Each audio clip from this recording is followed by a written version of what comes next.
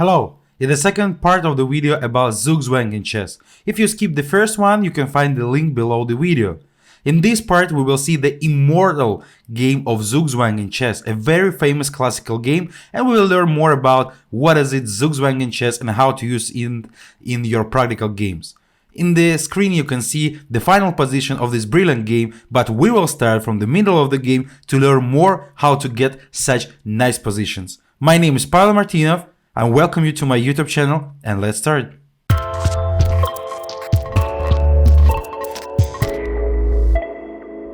We will skip the beginning of the game and start from this position. Right here, white played h3. That is a really positional mistake because h3 played for nothing. It's no reason to play h3. I mean that the king has a window as well already on g2 square, and h3 can make king side more weak somewhere. Right here, white had a nice opportunity to play knight e4. A tactical trick, because after d takes e4 they can take on c6, and actually this position is normal for white because they will play knight f6, bishop f6 somewhere and take back the pawn on e4, and this position is okay for white. So as well it's all quite okay for black. It's around equal, but still it was the opportunity that white had to play.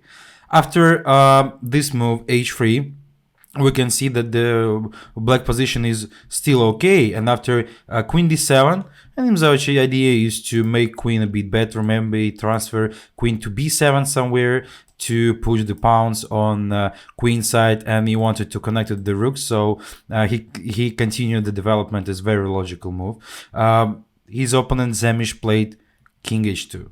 I don't know what is the reason to play h3 and king h2. Actually, it's just wasting of the time, and I suppose that it was some troubles for white to find an active plan how to play here.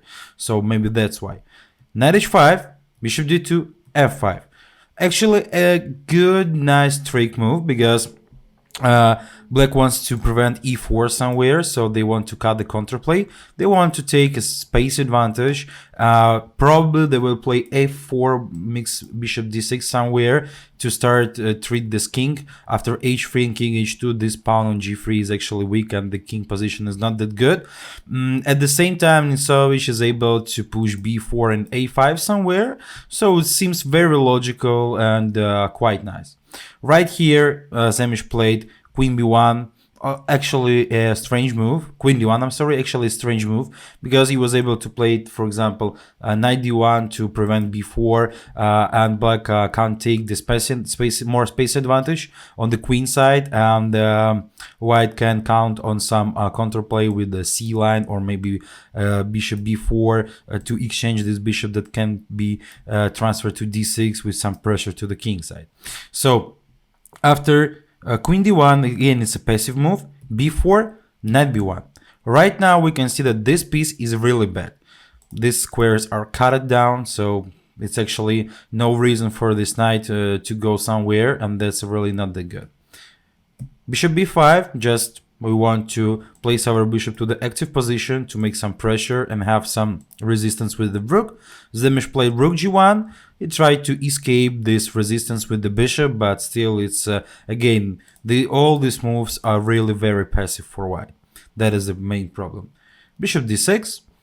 I want to place my bishop to a better position. Maybe somewhere I want to push f4, and right here Zemish maybe needed to play like f4 to block the position and try to rescue, but again this knight is very bad, and all black pieces are better than white pieces. This position is slightly better for black. And by the way, this pawn on e6 is not a weakness because white can't make any attack to this pawn. His opponent played e4. It's like a tactical idea that he wants to take on the knight on h5, and for example, if black will go to f6, white can continue e5 with a double treatment to both pieces. So what is this? Is it a blunder by Nimzovich? But actually he made very well. I mean like all moves, they were really logical. Yes, the improving of the position of the pieces. It's not a blunder because I think that Nimzovich counted this and he was ready to sacrifice. F takes e4, and after queen takes h5, rook takes f2. And right here we can see that black sacrificed a piece for 2 pawns, but their pawn on e4 is very, very strong. This knight is completely out of the game. This rook is very active, making pressure to the king. The g3 pawn is as well weak, and this bishop is looking to the king side. And I can say that white gets really very serious trouble, and actually this position is losing for white already. Queen g5, trying to defend the bishop somewhere and transfer queen to e3, try to defend on g3. Rook f8. We doubled the rooks on the f line, and actually we want to play rook f3, and it's impossible to take by bishop because of the pin, and we want to attack the g3 weak pawn. That's why Samish played king h1, rook f5, queen f3, bishop d3. A nice move, because right now it was not able to take a queen after rook e2. The queen can go to b3, for example, but after bishop d3, this square is not for queen anymore, and I want to play rook e2, taking a queen, so rook e1 for this reason, to defend the e2 square. And actually right here, the funny moment that after h6, white resigned.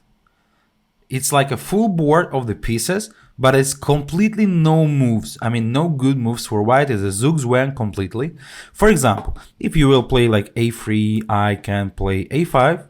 For sure, I don't want to make this knight feel free and take some squares after b takes a3. So takes, and actually it's no moves. Because like if white wants to wait like b3, I can play queen f7, for example. I'm keeping my pieces better. And actually anyway it's no moves for white after some moment. For example, if they will play king h2, I can push rook to f3, and it's a pin again, and I will take on g3 with completely winning position. And actually this queen is trapped. That is the idea of the h6 move, to cut the g5 square out from the queen. So that is a fin move h6.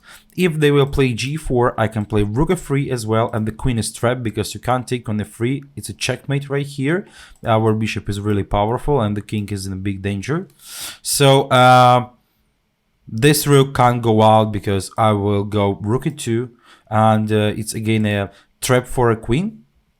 And if this bishop will move somewhere, I can just take on b1. I have 2 more pawns, very, very active pieces, and this position is completely losing for white. So that's why after h6, white resigned. Again, it's a Zugzwang with the full pieces on the board, with the queen in the center that is actually really trapped, because it's very hard for white to prevent rook f3 in some variations with taking the queen, and h pawn is cutting the g5 square that was so important for a queen. It's no more queen g5 in some variations. So that's why this game calls Immortal game of the Zugzwang, because it's no moves for white in this this position with again I will repeat a lot of pieces on the board. So we saw this Immortal game of Zugzwang. I hope that you enjoyed this classical game, and I hope that you feel more about Zugzwang, and you know more about Zugzwang right now, and you can use it in your practical games. I want to wish you good luck. Stay with me, subscribe to my YouTube channel, and learn chess with me via my website. You can find the link on my YouTube channel. Have a nice day.